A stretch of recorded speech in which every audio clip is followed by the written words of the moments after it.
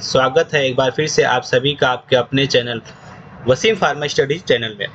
आज हम बात करेंगे drug acting on nervous system. इससे पहले भी हम लोगों ने कई टॉपिक पढ़ चुके हैं, तो अगर आप हमारे चैनल पे नए हो तो प्लीज़ चैनल को लाइक करो, शेयर करो और सब्सक्राइब करो। वीडियो को लाइक करना ना भूलना, अपने फ्रेंड में शेयर कर देना। चैनल को आपके सपोर्ट की बहुत सख्त ज़रूरत है और आप वीडियो को लास्ट तक का देखें, जिससे सारे पॉइंट टू पॉइंट कवर हो जाए, आपको हर एक पॉइंट समझ में आ जाए।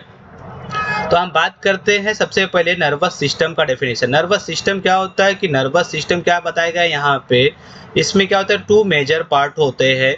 सबसे पहले इसमें जो आएगा वो क्या दिया हुआ है, जैसे सेंट्रल नर्वस सिस्टम होता है, ठीक है ना। दो मेजर पार्ट में होता है सेंट्रल नर्वस सिस्टम, और नर्वस सिस्टम में क्या होता है हमारा ब्रेन और स्पाइनल कॉर्ड, ये दो हमारे पार्ट ऐसे हैं जो सेंट्रल नर्वस सिस्टम के पार्ट है। उसके बाद में जो इसका सेकेंड पार्ट है, फर्स्ट पार्ट तो ये हो गया सेंट्रल नर्वस सिस्टम, दूसरा क्या है peripheral nervous system. Peripheral nervous system में अब ये इसके अलावा जो होंगे, जैसे मान लो कि यहाँ से क्या होते हैं, हमारा बॉडी है तो बॉडी से क्या होते हैं, न्यूरॉन निकलते हैं, ठीक है ना। तो क्या होते हैं सेंटर में, क्या होता है यहाँ पे ये ब्रेन हो गया और स्पाइनल कॉर्ड हो गया। अब इन दोनों के अलावा जो साइड से निकलते हैं इनको क्या बोलते हैं, पेरिफेरल नर्वस सिस्टम। तो क्या बोला गया, peripheral nervous system that include the parts of the nervous system other than brain and spinal cord. Brain और स्पाइनल कॉर्ड के अलावा ये होते हैं।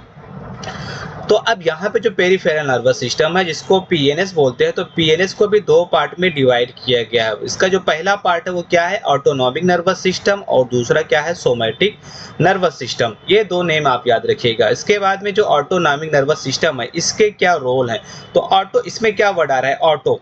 ऑटो होता ना, जैसे ऑटोमेटिक, ऑटोमेटिक मतलब कि कोई चीज खुद से हो जाना, सेल्फ हो जाना या खुद से हो जाना।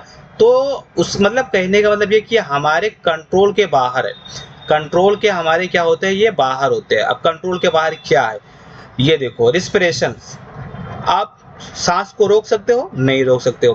ब्लड सर्कुलेशन को रोक सकते हो, नहीं रोक सकते हो। डाइजेशन को रोक सकते हो, नहीं, ये हमारे कंट्रोल के बाहर है। बॉडी टेम्परेचर आप खुद से मेंटेन कैसे रोक सकते हो, नहीं रोक सकते हो, ये खुद से होते कंट्रोल होते रहते। तो ऑटोनॉमिक नर्वस सिस्टम ये सारे काम करते हैं। अब देखो, on the basis of anatomy and physiology इसको भी ग्रुप किया गया, पैरासिम्पैथेटिक और सिंपैथेटिक। तो पैरासिम्पैथेटिक और सिंपैथेटिक क्या होते हैं, जैसे नर्वस सिस्टम आपको मैं बता रहा हूँ। तो देखो ये नर्वस सिस्टम है, तो पैरासिम्पैथेटिक क्या होते हैं, देखो यहाँ से सेंट्रल नर्वस सिस्टम ये दो हो गए। उसके बाद में क्या है, ये पेरिफेरल नर्वस सिस्टम। तो पेरिफेरल नर्वस सिस्टम दो जगह से निकलेंगे। इसमें से देख लो, ये जो डायग्राम दिखाया गया है लेफ्ट हैंड साइड में, तो कुछ यहाँ से दिखाए गए हैं, कहाँ से, क्रेनियल रीजन से, ठीक है ना। और ये साइक्रल रीजन से, यहाँ से दो पार्ट निकले हैं, यहाँ से निकल रहे हैं ब्रांचेस, ये यहाँ से।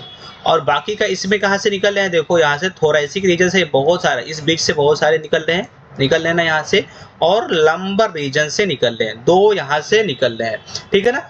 तो पैरासिम्पैथेटिक और सिम्पैथेटिक दो पार्ट में डिवाइड किया गया। तो पैरासिम्पैथेटिक की बात करेंगे तो देखो, पैरासिम्पैथेटिक का क्या नाम लिखा गया है यहाँ पे, उसको नेम तो देख लो। पैरासिम्पैथेटिक के केस में जो वर्ड यूज किया गया है वो क्या कहा गया है, क्रेनियो साइक्रल, मतलब क्रेनियम रीजन से, जैसे कि अभी डायग्राम में आपको दिखाया, और साइक्रल रीजन से। सिम्पैथेटिक की बात करेंगे तो थोरैसिक रीजन और लंबर रीजन से जो नर्व निकलते हैं उनको बोलते हैं, ठीक है ना। अब इसके बाद में देखो यहाँ पे इसको ये ब्रांचिंग की गई है, कैसा किया गया है, नर्वस सिस्टम में central nervous system, peripheral nervous system. Central nervous system में क्या आता है, ब्रेन आ गया और स्पाइनल कॉर्ड आ गया। पेरिफेरल नर्वस सिस्टम में क्या आता है, उसको फिर अगेन दो पार्ट में डिवाइड किया गया, ऑटोनॉमिक नर्वस सिस्टम और somatic nervous system. Autonomic nervous system में वही मैंने क्या बताया, ये कंट्रोल के बाहर है। जैसे क्या हो गया हमारा रिस्पिरेटरी वाला, देखो यहाँ पे रिस्पिरेटरी, ये देखो रिस्पिरेशन, सर्कुलेशन, तो वही यहाँ पे हार्ट मसल्स, स्मूथ मसल्स, सारे मसल्स, ग्लैंड। और ये क्या होता है, ये वॉलंटरी होते हैं, इसको हम अपने हिसाब से मूव करते हैं, जैसे हाथों के, ठीक है ना, हैंड मसल्स होता है, ये होते हैं। फिर इसको क्या कहा गया है, देखो पैरासिम्पैथेटिक और सिम्पैथेटिक, ये क्या होते हैं, रेस्ट एंड डाइजेस्ट इसमें, और ये एक्टिव एंड अलर्ट, ठीक है ना। इस तरीके से ये आपको समझ सकते हो। नेक्स्ट पेज पे हम लोग चलते हैं, तो ये देख लेना।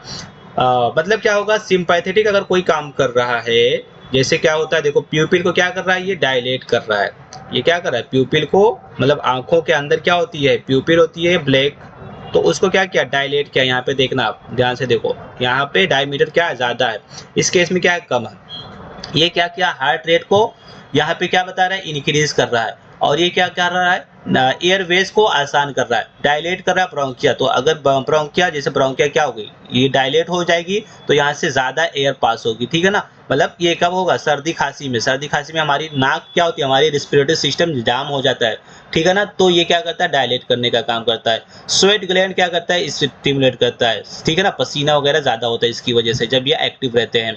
लीवर सिक्रीशन क्या होता है, इंक्रीज हो जाता है। डाइजेस्टिव सिस्टम क्या होगा, डिक्रीजेज होगा, ये याद रखना, डिक्रीज एक्टिविटी, ठीक है ना। और एड्रिनल ग्लैंड के केस में क्या होता है, प्रोडक्शन इंक्रीज होता है। यूट्रस क्या होगा, कॉन्ट्रैक्ट होगा इस केस में। यूट्रस देखो, यूट्रस क्या होता है, कॉन्ट्रैक्ट होता है। कहने का मतलब यह है कि यूट्रस कॉन्ट्रैक्शन। अब यूट्रस कॉन्ट्रैक्शन की कब जरूरत होती है, जैसे बेबी का बर्थ करना है, बच्चा जब पैदा होता है तो यूट्रस कॉन्ट्रैक्ट होता है तो बच्चा बाहर आता है, ठीक है ना, ये आप याद रखिएगा। और दूसरा यहाँ पे यूट्रस वैसे भी कॉन्ट्रैक्शन कब होता है, जब मेंस्ट्रुअल साइकिल पीरियड्स चलते हैं तो क्या होता है, ब्लीडिंग होती है, तो कॉन्ट्रैक्शन की वजह से, तो ये उसमें रिस्पॉन्सिबल है ये। और यूरिनरी सिस्टम को क्या करेगा, ये रिलैक्स करता है, ठीक है ना। इसका जस्ट अपोजिट ये पूरा पैरासिम्पैथेटिक है। ये प्यूपिल को डायलेट कर रहा था, डायमीटर बढ़ा रहा था, तो डायमीटर कम कर रहा है। ये देखो इसके अंदर का डायमीटर कम है। हार्ट रेट ये स्लो कर देगा। ये क्या करेगा, कॉन्स्ट्रिक्ट कर देगा एयरवेज को। और ये क्या करता है, लीवर को स्टिमुलेट और बाइल रिलीज करने में, मतलब बाइल रिलीज करने में, ठीक है ना। ब्लड वेसल्स को क्या करेगा, ये कॉन्स्ट्रिक्ट करता है। कहने का मतलब ये है कि इसके यूज करने से ब्लड प्रेशर हाई होता है, क्योंकि भाई देखो यहाँ पे ये ब्लड वेसल्स है, इसको आप दबा दो, दोनों साइड से दबाओगे तो क्या होगा, ये नैरो हो जाएगा, कॉन्स्ट्रिक्ट हो जाएगा, तो ब्लड का तेजी से ब्लड इधर से भागेगा, ठीक है ना। तो ब्लड प्रेशर हाई हो जाएगा और ज़्यादा प्रेशर लगाएगा, प्रेशर ज़्यादा लगाएगा। स्टिमुलेट करेगा डाइजेस्टिव एक्टिविटी, मतलब ये जब एक्टिव होता है तो जो हमारा फूड होता है, जो हमारा भोजन होता है, वो जल्दी से डाइजेस्ट हो जाता है, एक्टिविटी बढ़ जाती है। और ये क्या होता है, रिलैक्स करेगा, ठीक है ना, यूट्रस को। इसके अलावा यूरिनरी सिस्टम, ये याद रखिएगा, जब ह्यूमन एनाटॉमी एंड फिजियोलॉजी पढ़ेंगे उसमें भी आपको ये काम आने वाला है, ठीक है ना। अब हम बात कर चलते हैं नेक्स्ट स्लाइड पे। नेक्स्ट स्लाइड क्या है, पहला जो इसके अंदर ड्रग हम लोग पढ़ेंगे वो है हायोसियामस, क्योंकि हम लोग क्या पढ़ रहे हैं, हम लोग पढ़ रहे हैं drug acting on the nervous system, ये हमारा ड्रग है। तो इसमें क्या कहा गया, देखो हायोसियामस को क्या बोलते हैं, हायोसियामस को बोलते हैं फोलिया हायोसियामी या हेनबेन के नाम से इसका सिनोनिम है। बायोलॉजिकल सोर्स की बात करेंगे तो ये क्या होता है, हायोसियामस कंसिस्ट ऑफ ड्राइड लीफ, इसका यूज किया जाता है, और फ्लावरिंग टॉप, फ्लावर का जो पार्ट होता है वो हायोसियामस नाइगर, ये आप याद रखिएगा, इसका बॉटेनिकल नेम है। फैमिली की बात करेंगे, सोलेनेसी फैमिली आता है। देन इसका केमिकल की बात करेंगे तो देखो यहाँ पे क्या पाया जाता है, हायोसियामिन पाया जाता है, हायोसिन पाया जाता है, ठीक है ना। ये अब मैंने बोल्ड करके रख दिया, ये आप याद रखिएगा। इसके अलावा इसके अब यूजेस क्या है, थेराप्यूटिक यूजेस या थेराप्यूटिक इफिकेसी, एफिकेसी क्या है या यूजेस क्या है उसको आप समझ लो।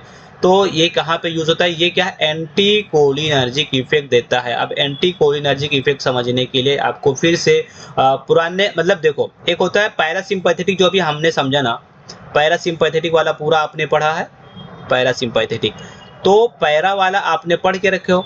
ये ड्रग क्या करेंगे, सारे पैरा वाले को रोकेंगे। पैरासिम्पैथेटिक को ही कोलिनर्जिक बोलते हैं, ये भी याद रखो, पैरासिम्पैथेटिक को कोलिनर्जिक बोलते हैं। और जो ड्रग पैरासिम्पैथेटिक, अब देखो कोई कोई ऐसा होता है, क्या होता है कि हमारा पैरासिम्पैथेटिक नर्वस सिस्टम बहुत ज़्यादा एक्टिव हो जाता है। कभी कभी क्या होगा, हमारा पैरासिम्पैथेटिक नर्वस सिस्टम बहुत ज़्यादा एक्टिव हो जाएगा, तो जितने सारे फंक्शन अभी हमने पढ़े हैं वो सारा फंक्शन बहुत ज़्यादा बढ़ जाएगा।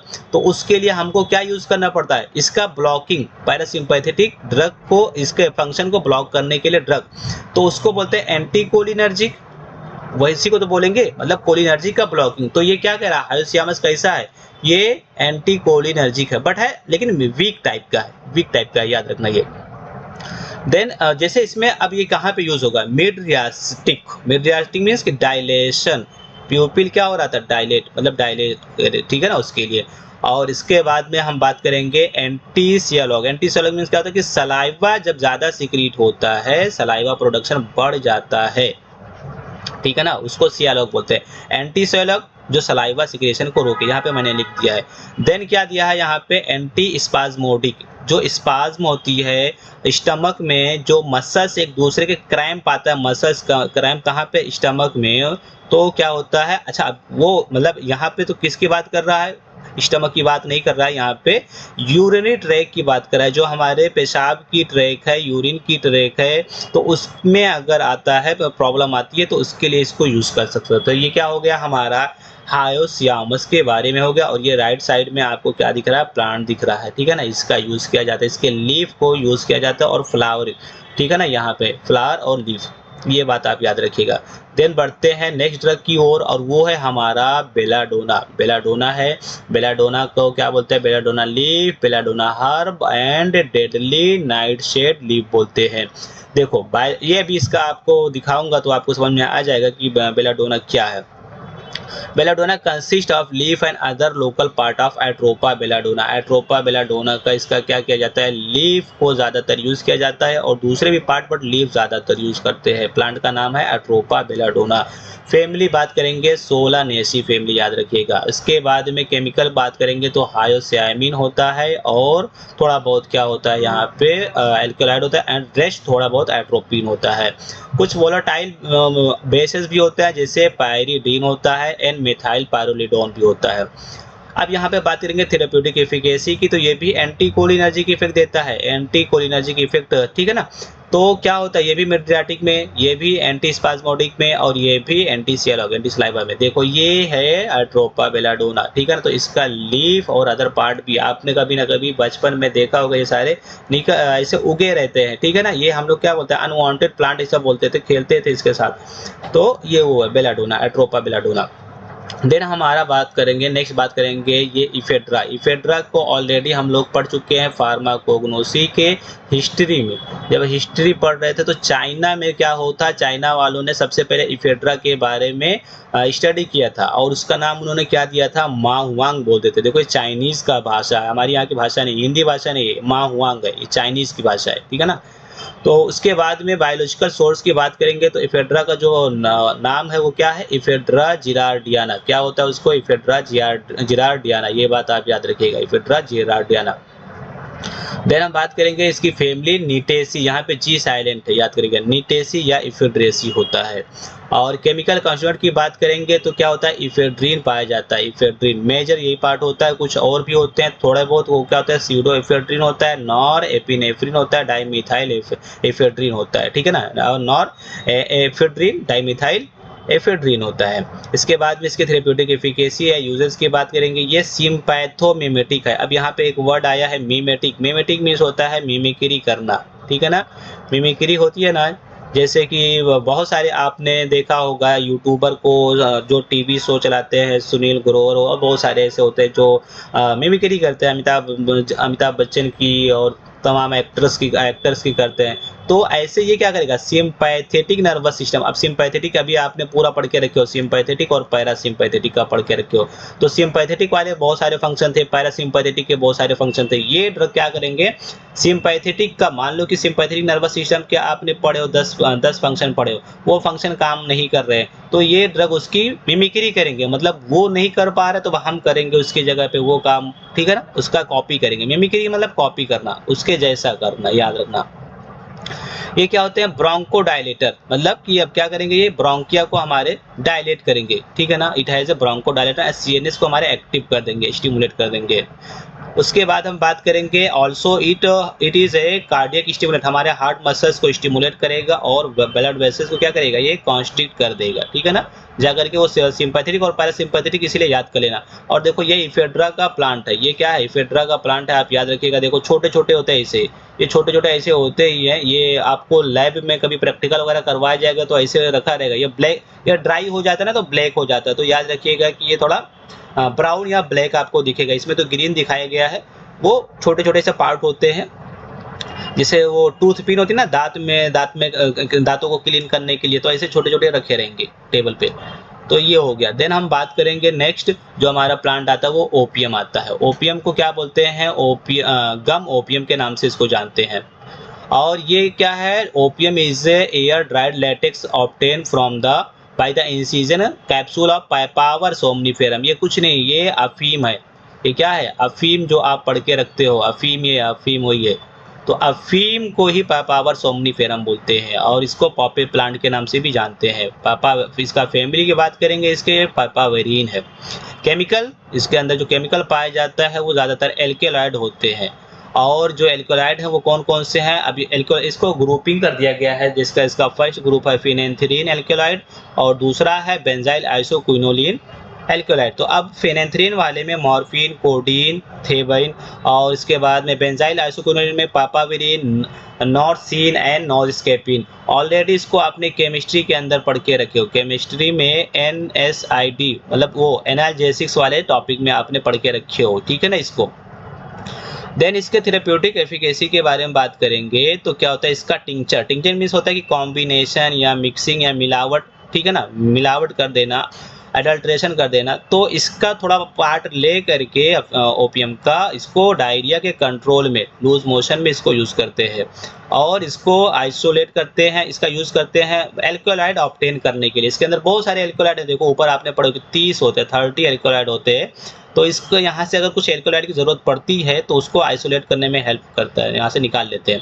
और देखो अभी मैंने कहा कि आपने एनाल्जेसिक्स वाले चैप्टर में पढ़े हैं, तो देखो ये एनाल्जेसिक्स प्रॉपर्टी है और इसीलिए इसको क्या होता है, मतलब दर्द में ये यूज़ होता है, दर्द के लिए।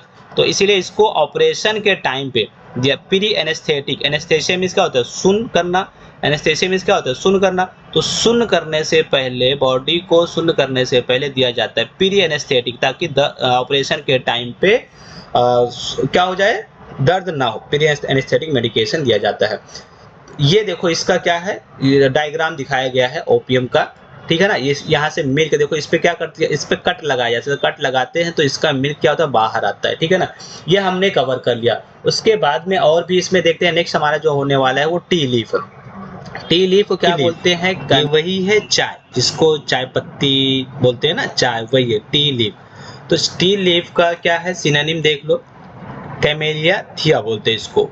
और इसका बायोलॉजिकल जो सोर्स है ये लीफ से मिलता है, सबको पता है कि लीफ से मिलता है भाई। और लीफ बड, ये लीफ का जो ऊपर का होता है लीफ बड, और लीफ से मिलता है।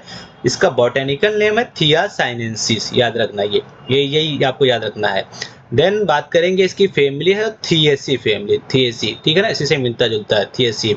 केमिकल की बात करेंगे तो यहाँ पे लीफ में क्या कंटेन करता है, ये कैफीन पाया जाता है। देखो रिच सोर्स होता है किसका, कैफीन का। थियोब्रोमीन पाया जाता है और थियोफाइलिन, ये सारे चाय के अंदर क्या क्या पाया जाता है उसके दिया। और गैलोटोनिक एक एसिड है जिसका नाम है गैलोटोनिक एसिड है। इसी की वजह से क्या होता है, कलर कैसा आता है, जो हल्का सा कलर आता है चाय का, इसी की वजह से आता है, गैलोटोनिक एसिड की वजह से आता है, ठीक है ना। और एक येलो वोलेटाइल ऑयल रहता है, इट गिव्स एग्रीएबल ऑर्डर, और जो ऑर्डर थोड़ा सा इसके मिलता है किसकी वजह से, येलो वोलेटाइल ऑयल की वजह से होता है। नेक्स्ट इसके अंदर एक एंजाइम होता है, एंजाइम की पहचान क्या है, ASE लास्ट में लगे रहेगा, जैसे थिएज, थिएज है, और ये एक एंजाइमेटिक मिक्सचर होता है। नेक्स्ट बात करेंगे इसका थेराप्यूटिक एफिकेसी या यूजेस।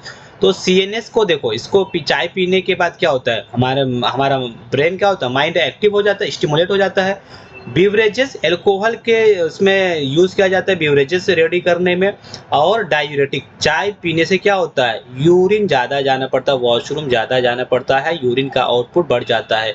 तो क्या किया जाता है, इसको डायूरेटिक की तरीके से यूज़ किया जाता है। ये चाय की पूरी खेती दिखाई गई, यहाँ पे पूरा प्लांट दिखाया गया, लगा हुआ है राइट साइड में, ये देखो पूरा। तो ये चाय के बारे में हम लोगों ने पढ़ लिया। नेक्स्ट हम बात करेंगे कॉफ़ी, कॉफ़ी सीड या कॉफ़ी। तो कॉफ़ी का सिनोनिम याद रख लेना, कॉफ़ी बीन या कॉफ़ी सीड बोलते हैं। और इसके बायोलॉजिकल सोर्स की बात करेंगे तो कहाँ से ऑब्टेन होता है, प्लांट का नाम क्या है, कॉफिया अरेबिका, याद रखो coffea arabica, family Rubiaceae family. और इसका केमिकल की बात करेंगे तो कैफीन पाया जाता है, मेन ये ही है कैफीन, टैनिन। कुछ फिक्स ऑयल और प्रोटीन पाया जाता है। इसके अलावा फिक्स ऑयल भी होता है जिसका नाम क्या है, क्लोरोजेनिक या कैफ्योटेनिक एसिड, ये एसिड का नाम है, याद रखना, ये कोई और कुछ नहीं है, कैफ्योटेनिक एसिड और क्लोरोजेनिक इसके अंदर पाया जाता है कॉफी के अंदर। शुगर भी थोड़ा बहुत पाया जाता है, लेकिन वो शुगर दूसरे फॉर्म में रहेगा, डेक्स्ट्रिन के फॉर्म में रहता है और ग्लूकोज के फॉर्म में रहता है, याद रखना ये, ठीक है ना। नेक्स्ट हम बात करेंगे इसकी थेरेप्यूटिक एफिकेसी की। तो ये भी क्या करता है, हमारे सोर्स है, कैफीन का सोर्स है, यहाँ से कैफीन मिलता है। और ये CNS को हमारे स्टिमुलेट करता है, डायूरेटिक, ये भी सेम उसी के तरीके से इफेक्ट है। ये एंटागोनाइज करेगा CNS डिप्रेसेंट को, मतलब कि कुछ ड्रग ऐसे होते हैं जो हमारे ब्रेन को क्या करता है, डिप्रेस कर देते थे। तो ये काम क्या कर रहा है, ये स्टिमुलेट कर रहा है, CNS को स्टिमुलेट कर रहा है। तो इसके लिए वर्ड क्या आया, एंटागोनाइज, मतलब उसके अपोजिट है। मतलब कोई अगर आपको कह रहा है कि चुपचाप बैठ जाओ, आप बैठ गए, बट ये क्या काम कर रहा है, बोला नहीं नहीं खड़े रहना है आपको, तो बैठने का अपोजिट क्या होगा, बैठने का अपोजिट खड़े होना, एंटागोनिस्ट क्या होगा, खड़े होना। तो ये याद रखना।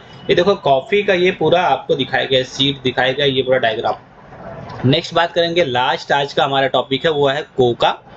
तो कोका को ये नॉर्मल वही जो कोकेन होता है ना, हेरोइन कोकेन ये वही है, तो कोकेन, ठीक है ना। कोका कोला जो आता है सारी चीजें ये यही होता है कोका कोला। और बायोलॉजिकल सोर्स की बात करेंगे तो एरिथ्रोजाइलम कोका कोका होता है, ठीक है ना। इसके बाद में यहाँ पे देखो फैमिली की बात करेंगे तो एरिथ्रोजाइलेसी फैमिली, एरिथ्रोजाइलेसी प्रोनाउंसिएशन देख लेना। कोकेन इसका मेल क्या है, कॉन्स्टिट्यूएंट है।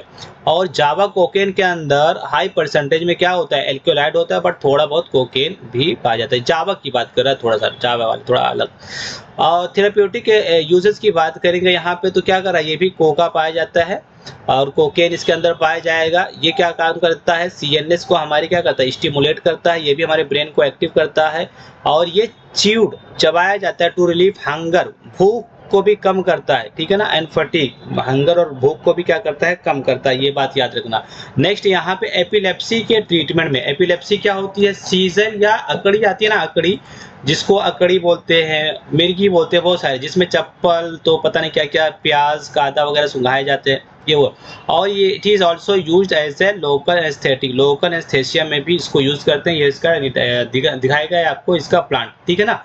तो आज के लिए इतना ही। अगर आपको हमारी वीडियो अच्छी लग रही हो तो प्लीज़ लाइक कर दो और शेयर कर दो, सब्सक्राइब भी कर दो, अपने फ्रेंड्स में शेयर करो, बेल आइकन होगा उसको भी प्रेस कर दो। वीडियो को देखने के लिए आपका थैंक यू।